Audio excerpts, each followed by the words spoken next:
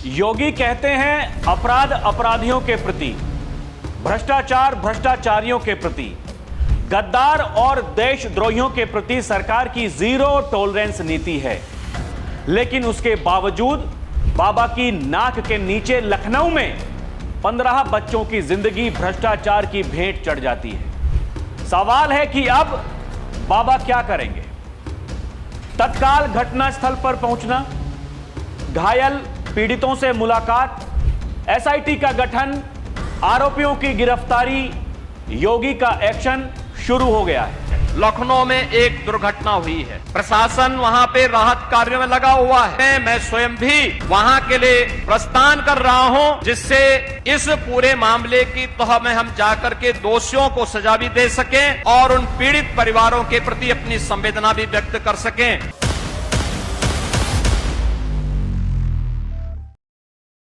दर्शकों नमस्कार, DNP India देख रहे हैं आप, साथ हूं मैं आपके राहुल चौधरी। बड़ा सवाल यही है कि बार बार ये घटनाएं सामने आ रही हैं। कुछ बिल्डिंग्स में आग लग जाती है, बच्चे हों, बुजुर्ग हों, कोई भी वहां भ्रष्टाचार की वो भेंट चढ़ जाते हैं, लेकिन किसी को कोई परवाह नहीं, कोई फिक्र नहीं। आखिर ये सब हो कैसे रहा है? बड़ी बात यही है, बड़ा सवाल यही है। आखिर ये हमारा सिस्टम इस देश में जो चलता आ रहा है, ये कोई पहली खबर नहीं है दर्शकों। इससे पहले भी कई बार ऐसी घटनाएं सामने आ चुकी हैं, लेकिन सिस्टम ने सीखा क्या? और वो लोग जो तुरंत मैदान में कूद करके सीधे सरकार को, योगी आदित्यनाथ को टारगेट करते हैं, उनसे भी एक सवाल है कि आपने कभी अपनी गिरेबान में झांक करके देखा है? ये जो बिल्डिंग बनी बताया जा रहा है, ये आज से नहीं, 90 के दशक से, फिर 2014 से पहले वो सब कुछ सिस्टमैटिक तरीके से वहां पर चल रहा था। जिसकी जेब गर्म होनी थी हो चुकी, अभी भी अधिकारी होंगे जिनकी जेब गर्म हो रही होगी, क्योंकि उन्हें इस देश से कोई मतलब नहीं। जिसको सरकारी नौकरी चाहिए, किस लिए चाहिए? उनसे कोई ये पूछने वाला हो कि किस लिए चाहिए भाई? महीने की आखिरी तारीख को तनख्वाह आपके बैंक खाते में आ जाती है समय से, आप जैसे जमाई बन गए हो सरकार के। लेकिन जब काम करने की बारी आती है तो फिर आप कहां अपने आप को देखते हैं? क्या काम कर रहे हैं आप सरकार के लिए? एक मुख्यमंत्री के पास में इतना समय है, वो जगह जगह जाकर के जितनी भी बिल्डिंग्स हैं, कोचिंग सेंटर्स हैं, उनमें जाकर के ये चेक करे क्या रेजिडेंशियल है, क्या कॉमर्शियल है, कौन कौन अधिकारी भ्रष्टाचारी हैं। अरे जिंदगी में कुछ भला नहीं कर सकते किसी और का, कम से कम अपना भला करने के बारे में सोचिए, अपने परिवार के बारे में सोचिए। अब जब कार्रवाई होगी, अब जब नपोगे, आपके परिवार का क्या होगा? दर्शकों, जो लोग आज इस जिंदगी में नहीं हैं, वो बच्चे इस दुनिया में नहीं हैं, आप समझिए उनके घर वालों पर क्या बीत रही होगी। जिसके घर का चिराग बुझ गया, उनके दिल पर क्या बीत रही होगी। मैं जब ये वीडियो कर रहा हूं, मुझे नहीं समझ में आ रहा मैं क्या बोलूं क्या ना बोलूं।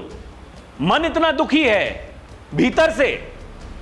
यह घटना कल की है, लेकिन मैं अब वीडियो बना रहा हूं। आप समझिए ये कोई छोटी घटना नहीं है, क्योंकि इससे पहले जो घटनाएं घटित हुई, उनसे हमने क्या सीखा? हम तो आकर के वीडियो बना देते, हमने तो आकर के ये बता दिया, हमने तो ये कह दिया, हमने तो सरकार से सवाल पूछ लिया, हमने तो बाबा से भी सवाल पूछ लिया कि बाबा आप कहते हैं भ्रष्टाचार भ्रष्टाचारियों के प्रति जीरो टॉलरेंस है, ये अधिकारियों के प्रति जीरो टॉलरेंस नहीं है क्या? लेकिन इस समाज में रहने वाले लोग, क्या उनकी कोई जिम्मेदारी है? वो कभी सुधरेंगे? नहीं सुधरेंगे। वो जो रेजिडेंशियल बताया जा रहा है कि जिसकी इजाजत दी गई, वहां धंधा चल रहा है और आसपास के लोग वहां पर रह रहे, उन्हें कोई दिक्कत नहीं, उन्हें कुछ पता नहीं। क्या उन्हें यह पता नहीं वो जो जमीन है वो रहने के लिए है, वहां इस तरह के कोचिंग सेंटर्स, गेम जोन बना करके वहां से पैसा कमाने के लिए नहीं है। आपके भीतर पैसा कमाने की इतनी आग है, आप उसकी परमिशन लीजिए, आप उसका लाइसेंस लीजिए, लेकिन नहीं, कोई करने को तैयार नहीं। सब शॉर्टकट ढूंढते हैं, क्योंकि इस देश में बिकने वालों की कोई कमी नहीं है। दर्शकों, मेरे शब्द किसी को बुरे लग सकते हैं, लगते रहे, मुझे फर्क नहीं पड़ता। हम बिकने वाले नहीं हैं, हम राष्ट्रवादी लोग हैं। जो गलत है गलत को गलत कहेंगे, सही को सही कहेंगे, डंके की चोट पर कहेंगे। कोई गलत करेगा, सवाल उससे पूछेंगे। बाबा के अधिकारी गलत कर रहे हैं, सवाल पूछे जाएंगे। बाबा ने कहा, दर्शकों, ये एक मुख्यमंत्री, आप देखिए उसका नेचर कैसा है, उसकी नीयत कैसी है।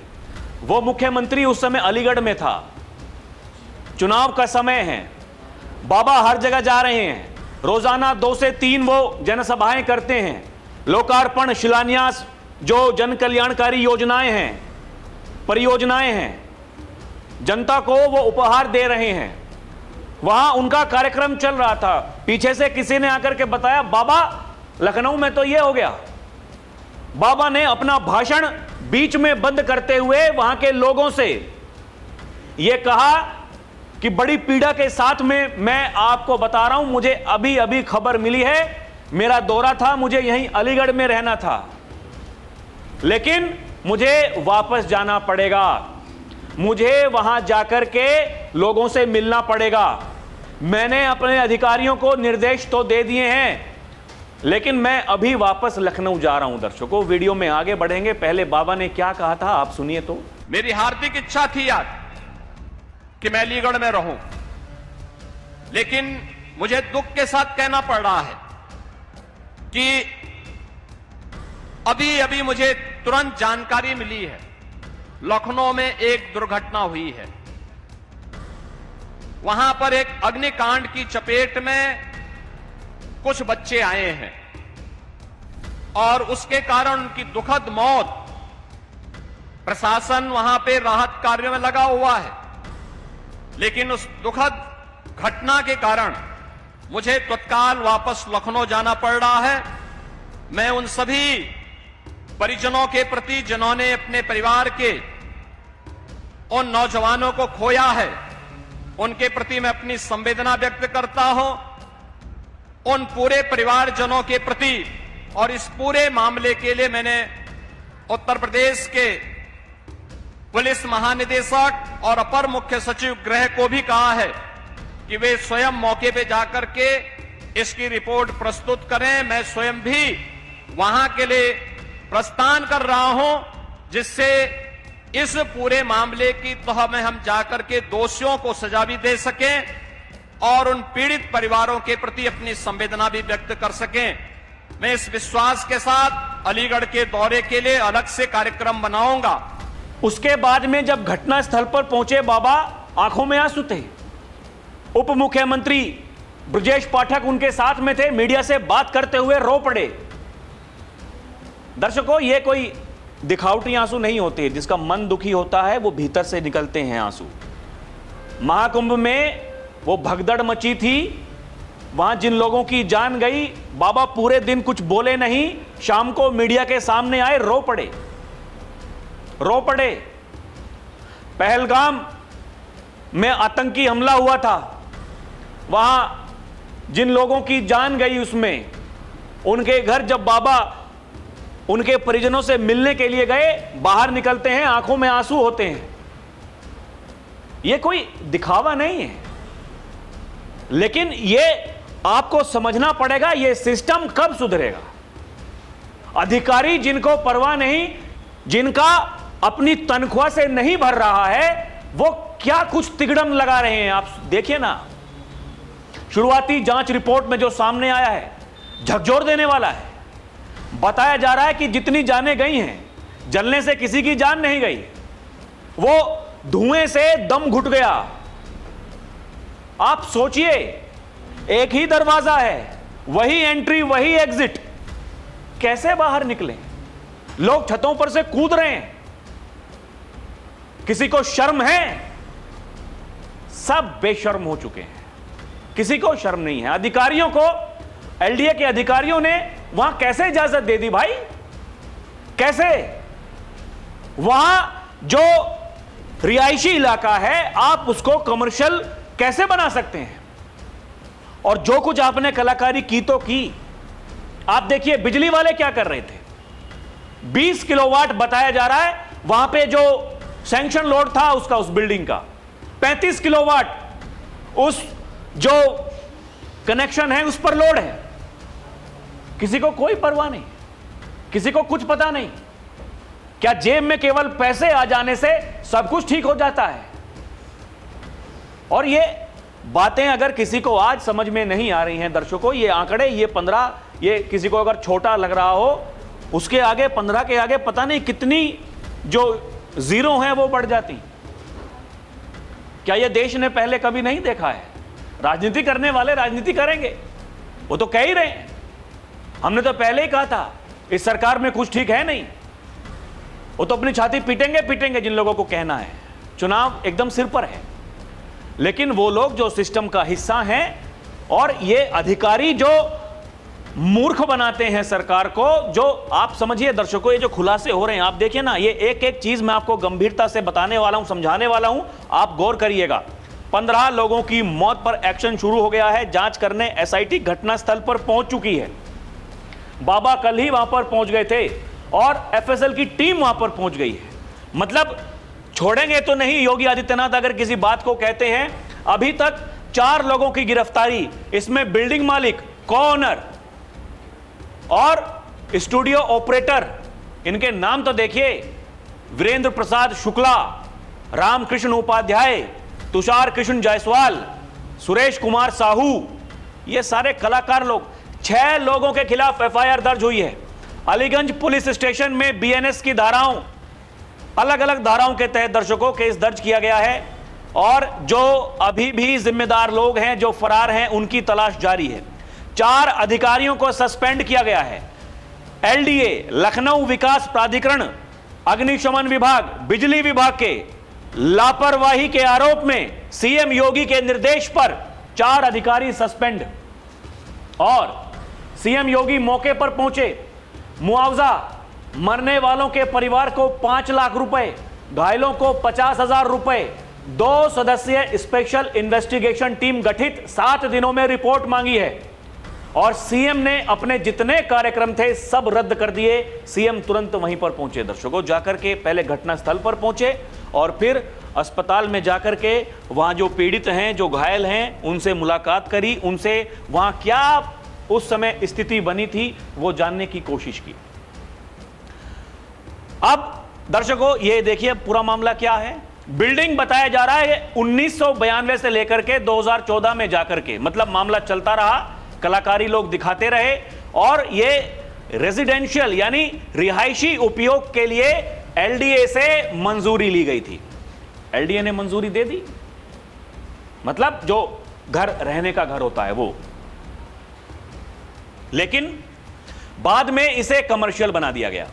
Pet shop, clinic, library, gaming, animation studio, coaching centre चलाए जा रहे हैं। रोड की चौड़ाई 18 मीटर थी, जबकि कमर्शियल कॉम्प्लेक्स के लिए न्यूनतम 24 मीटर जरूरी है। फायर सेफ्टी की पूरी अनदेखी, फायर एनओसी नहीं लिया गया, फायर एग्जिट नहीं थे या ब्लॉक थे, छत तक जाने का रास्ता बंद था, फायर फाइटिंग उपकरण कोई भी वहां पर नहीं था, मुख्य एंट्री एग्जिट रूट अपर्याप्त थे। और देखिए 2016 में बिल्डिंग के खिलाफ डिमोलिशन यानी ध्वस्तीकरण के आदेश जारी हुए थे, जिसे बाद में निरस्त कर दिया गया। अनऑथोराइज्ड कंस्ट्रक्शन के आरोप पहले भी थे। बेसमेंट अन्य हिस्सों में अनियमित बदलाव किए गए। घनी आबादी वाले इलाके में बिना पर्याप्त सेफ्टी चेक के कमर्शियल एक्टिविटी। बचाव के दौरान फायर ब्रिगेड की दीवार तोड़नी पड़ी क्योंकि सामान्य एक्सेस नहीं था। आग एसी शॉर्ट सर्किट से शुरू हुई, लेकिन धुआं तेजी से फैला क्योंकि वेंटिलेशन सेफ्टी सिस्टम ठीक नहीं थे। कुछ भी ठीक नहीं था, कुछ भी ठीक नहीं था। यह इंतजार किस बात का कर रहे थे दर्शकों? इनसे बड़ा सवाल तो यही है। और किस किस की लापरवाही सामने आई है। सबसे पहले तो जो बिल्डिंग का मालिक है, को ऑनर है, और दोनों कलाकार, एलडीए लखनऊ डेवलपमेंट अथॉरिटी मंजूरी, निगरानी और अनाधिकृत निर्माण पर कार्रवाई न करने में लापरवाही, assistant engineer, junior engineer suspend हुए, फायर एनओसी इंस्पेक्शन की अनदेखी हुई, इलेक्ट्रिक सेफ्टी चेक में लापरवाही। एसआईटी की जांच चल रही है, 7 दिन में रिपोर्ट आएगी दर्शकों।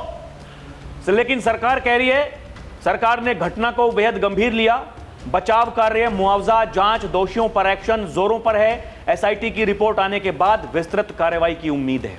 लेकिन शुरुआत में जो कार्रवाई की गई है, तुरंत जो आरोपी हैं उनको पकड़ना, यह दर्शाता है कि हां, सरकार घटना घटित होने के बाद में वो एकदम एक्शन मोड में तुरंत आ जाती है। मतलब काम तो अधिकारी ही कर रहे हैं, जांच जो करेंगे अधिकारी करेंगे, बाबा के निर्देश पर करेंगे। बाबा का निर्देश पहले से है, वो तो कह ही रहे हैं कि भ्रष्टाचार, भ्रष्टाचारी, जीरो टॉलरेंस नीति है। लेकिन उसके बावजूद अगर भ्रष्टाचार हो रहा है, जिम्मेदार कौन है? अधिकारी हैं, मोटी तनख्वाह लेते हैं, सरकार के जमाई बने बैठे हैं, लेकिन काम नहीं करना है। काम करेंगे तो उल्टे काम करेंगे। वहां भी देखेंगे कि पैसा कैसे कमाया जा सकता है। ये पैसा ये अच्छों को बर्बाद कर देता है दर्शकों। वो कहते हैं कि पैसा भगवान देता तो है, लेकिन उसको संभालना ये इंसान की बुद्धि पर डिपेंड करता है, उसकी मानसिकता पर निर्भर करता है, वो इंसान क्या करता है क्या नहीं करता है। इसलिए कहते हैं ये हराम का जो खाने वाले लोग हैं, ये आज नहीं तो कल सामने तो आएगा ही। दर्शकों, सबसे बड़ी बात ये देखिए, 20 किलोवाट का बिल्डिंग में बिजली लोड का जो सैंक्शन उन्होंने लिया हुआ था, जो सैंक्शन था वो था 20 किलोवाट। कितना वहां पर उपयोग हो रहा था, जो लोड कितना, 35.50, यानी सैंक्शन लोड से कहीं ज्यादा, लगभग 2 गुना। बिजली वालों को कुछ पता नहीं। एक गरीब कोई अगर 1 महीना बिजली का बिल ना दे, ये जाकर के उसका कनेक्शन काट देते हैं बिजली वाले। और यहां इनको कोई पता नहीं था ये सब क्या चल रहा था। दर्शकों, ये जो एक्स्ट्रा लोड है, इस कारण से शॉर्ट सर्किट का खतरा बढ़ गया। खासकर एसी, कंप्यूटर, अन्य उपकरण एक साथ चलने से। बिजली विभाग की लापरवाही भी इसी से जुड़ी है। Electric safety check, load management एकदम शून्य, एकदम शून्य, यही बताया जा रहा है। फायर एनओसी थी ही नहीं, अलार्म सिस्टम गायब या था ही नहीं, वेंटिलेशन था ही नहीं, धुआं तेजी से फैला और फिर ऐसी वहां पर परिस्थिति हो गई, कोई बाहर निकल ही नहीं पाया। यही तो डॉक्टर कह रहे हैं। केजीएमयू के अधिकारियों, डॉक्टर्स जैसे डॉक्टर प्रेमराज सिंह, डॉक्टर के सिंह, उन्होंने बताया कि शवों पर बाहरी जलन के निशान कम थे। घने काले धुएं से सांस ना ले पाना उनकी मौत का कारण बनी। क्या इससे शर्मनाक कुछ हो सकता है क्या? आप समझिए, ये इस कलाकारी को समझिए दर्शकों। ये जो शॉर्ट सर्किट हुआ उसके बाद में, और वो बच्चे बताया जा रहा है दर्शकों, 20 से 27 साल के आसपास के बच्चे वहां जिन्होंने अपनी जान गंवाई है। परिवार वाले पता नहीं क्या कुछ सोच रहे होंगे, मेरा बच्चा ये बनेगा, मेरा बच्चा ये करेगा, बुढ़ापे में मेरा सहारा बनेगा। सोचते रहिए, सोचते रहिए, आपके बारे में कोई नहीं सोचता है। इसलिए कहते हैं कि अपने आसपास में आप नजर रखिए, क्या हो रहा है क्या नहीं हो रहा है। बाबा अगर आपको ये कहते हैं कि आप कम से कम और अगर कुछ नहीं कर सकते हैं, तो आप ये तो देखिए कि आपका जहां घर है उसके बराबर में जिसका घर है, वो घर वाले क्या कर रहे हैं, क्या कर रहे हैं, कैसे सब कुछ हो रहा है। और ये ऐसे ऐसे कलाकार जो कहते हैं कि हम यहां रहने के लिए घर बनाएंगे और कमर्शियल वहां पर बना देते हैं, ये किसकी लापरवाही है? आज नहीं तो कल, कल नहीं तो परसों हो जाएगा, हो जाएगा। क्या मतलब है? अरे करना पड़ेगा, आपको करना पड़ेगा, कितने लोग ऐसे हैं जिन्होंने जाकर के प्रशासन को बताया, वहां थानों में जाकर के रिपोर्ट दर्ज करवाई कि भैया ये यहां पर गैर कानूनी तरीके से ये सिस्टम खोल करके बैठे हैं। कोई है? किसी ने बताया? क्योंकि किसी को कोई फर्क ही नहीं पड़ता। दर्शकों, मैंने पहले भी कहा है, जब तक इंसान के भीतर का भ्रष्टाचार वो खत्म नहीं होगा, इस सूबे से, प्रदेश से, इस देश से भ्रष्टाचार कभी खत्म नहीं हो सकता। मोदी बोलते हैं कि मैं तो झोला उठा करके चला जाऊंगा, मेरे आगे पीछे कुछ है नहीं। योगी कहते हैं मैं तो एक मठ का पीठाधीश्वर हूं, मैं तो कुर्सी कल जाती हो आज चली जाए मुझे फर्क नहीं पड़ता।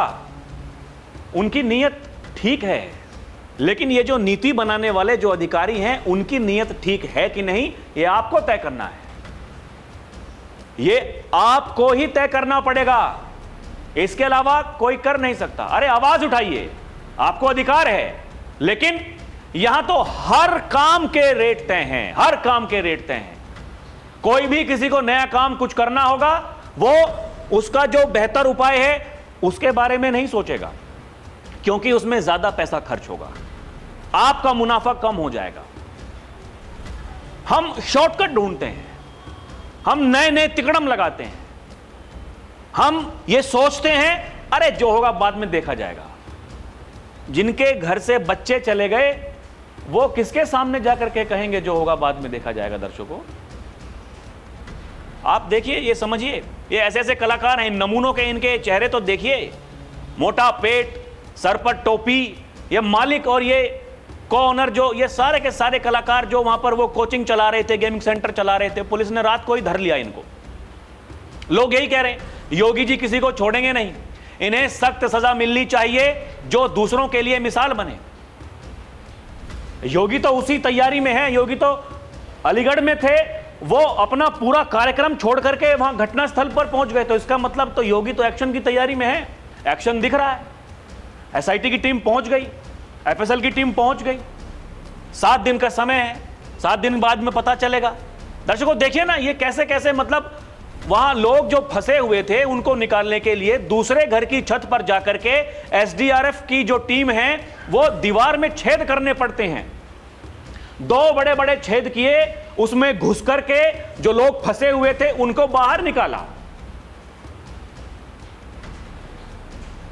यह सीन वहां पर देखने को मिला, लेकिन वो लोग जो रह रहे थे 24 घंटे उनके सामने ये कुछ हो रहा था, उन्हें कोई फर्क नहीं पड़ता था, उन्हें कोई फर्क नहीं पड़ रहा, उन्हें आज भी कोई फर्क नहीं पड़ रहा। जिनके घर के बच्चे गए हैं उनसे जाकर के कोई पूछे कि उनको क्या फर्क पड़ता है, नहीं पड़ता है। एक तो वीडियो वायरल हो रही है, वो महाराज जी से कह रही थी एक महिला, महाराज जी हम तो आपके सपोर्टर हैं, हम तो आपको वोट करते हैं, हम क्या करें, किसके सामने जाकर के मुंह दिखाएं। अब उसी से ना कहेंगे जिससे उम्मीद है। कोई अखिलेश यादव के पास में तो जाएगा नहीं कहने के लिए अखिलेश यादव जी न्याय कर दो। आप इस बात को देखिए दर्शकों, हालांकि देखिए वो जो कांड हुआ लखनऊ में, लखनऊ कोचिंग हादसे के बाद कानपुर में फिजिक्स वाला समेत 22 कोचिंग सेंटर सील किए गए हैं। इन संस्थानों में भवन एवं सुरक्षा संबंधी मानकों का पाया गया उल्लंघन।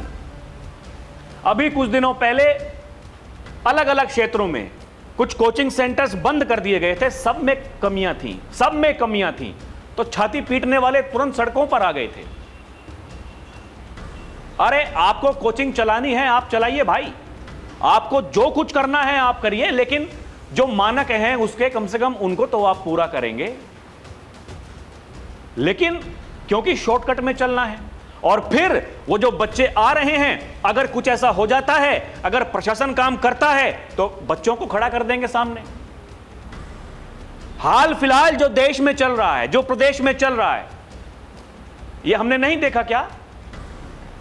पता नहीं कौन कौन से सर हैं वो पढ़ाते हैं बच्चों को और इस तरीके से बच्चों को ही तैयार करते हैं, और फिर अखिलेश यादव जैसे नेता अपने सोशल मीडिया पर उनकी वीडियोस डालते हैं। ये देखिए सरकार के राज में क्या हो रहा है, चुन चुन कर कार्रवाई हो रही है। अब अखिलेश यादव का पार्टी का कार्यालय वो टूट जाता है क्योंकि वो अनाधिकृत रूप से बना था। अखिलेश यादव कह रहे हैं हम बदला लेंगे, हमारी सरकार बनेगी, उसी बुलडोजर से हम उनके बनाए हुए जो घर हैं, जो स्मारक हैं, स्थल हैं, सबको तोड़वा देंगे। देखिए अखिलेश भैया क्या कह रहे हैं, हमारा पार्टी कार्यालय गिरा रहे हो, गिरा दो। सुनिए, ऐसा है, आज हमारा पार्टी कार्यालय गिरा है। समाजवादी पार्टी ने जो बड़े बड़े स्थान बनाए हैं, वहां पर अगर कब्जा करके आपने कुछ भी बनाया है तो जिस बुलडोजर से पार्टी कार्यालय गिरेगा वही बुलडोजर ढूंढ करके उनका भी स्मारक लेकर के चलाया जाएगा। क्लियर, हमें कोई उसमें कंफ्यूजन नहीं है। अखिलेश यादव कह रहे हैं दर्शकों, आप समझिए ये किस लिए चला है वहां पर बुलडोजर। सीतापुर में सपा कार्यालय पर क्यों हुआ बुलडोजर एक्शन, क्या बताया जा रहा है। सपा कार्यालय पर बुलडोजर चलने के पीछे प्रशासन का दावा है कि यह कार्यालय सरकारी नजूल भूमि पर अवैध रूप से संचालित किया जा रहा था। प्रशासन के अनुसार वर्ष 2005 में तत्कालीन नगर पालिका अध्यक्ष राधे श्याम जायसवाल द्वारा समाजवादी पार्टी के जिला कार्यालय संचालन के लिए नजूल भूमि का आवंटन किया गया था। इसके लिए मात्र 100 रुपए वार्षिक किराया निर्धारित किया गया था। हालांकि जांच में आवंटन प्रक्रिया में अनियमितताएं मिलने के बाद 14 अप्रैल 2005 को यह पट्टा निरस्त कर दिया गया था, लेकिन कार्यालय अभी भी है। आप समझ रहे हैं ये कलाकारी को, आप समझ रहे हैं दर्शकों ये क्या कुछ लोग करते हैं।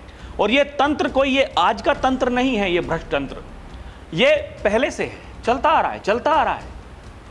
लोग मौज में हैं, जिसके पास में कुछ पैसा आ जाता है वो और पैसा कमाना चाहते हैं। अरे पैसा कमाओ, पैसा कमाने के लिए कोई मनाही नहीं है। हर किसी का सपना होता है मैं बड़ा आदमी बनूं। दर्शकों, हर किसी का, एक गरीब का बेटा जिसके पास में खाने के लिए 2 वक्त की रोटी नहीं है, उसका भी यह सपना होता है कि एक दिन मेरा बेटा बड़ा आदमी बने, बड़े होकर के। लेकिन गलत काम करके नहीं, गलत काम जो करेगा वो भुगतेगा। अब दर्शकों बाबा क्या कुछ करेंगे, बाबा खतरनाक मूड में है। एक तो वो राम मंदिर चढ़ावा चोरी, उसको लेकर के पहले ही एसआईटी का गठन हो चुका है, जांच कर रही है। अब ये एक और कांड हो गया। ये ऐसे ऐसे कारनामे करोगे और योगी आदित्यनाथ के पास में फाइल आएगी तो वो तो कहते हैं कि ये तो हमारा एकदम प्रिय विषय है। माफियाओं ने अगर कब्जा कर रखा है जमीन पर, ये गलत काम कर रहे हैं, गरीबों के हकों पर डकैती डाल रहे हैं, तो वो उनका सबसे पसंदीदा विषय है दर्शकों। बाकी आप बताइएगा आपको क्या लगता है। अभी के लिए इतना ही। आप देखते रहें डीएनपी इंडिया, हर खबर भरोसे के साथ। हमारी आपसे अपील है कि आप हमारे चैनल को सब्सक्राइब भी करें। बहुत बहुत धन्यवाद। जय हिंद, जय भारत, नमस्कार।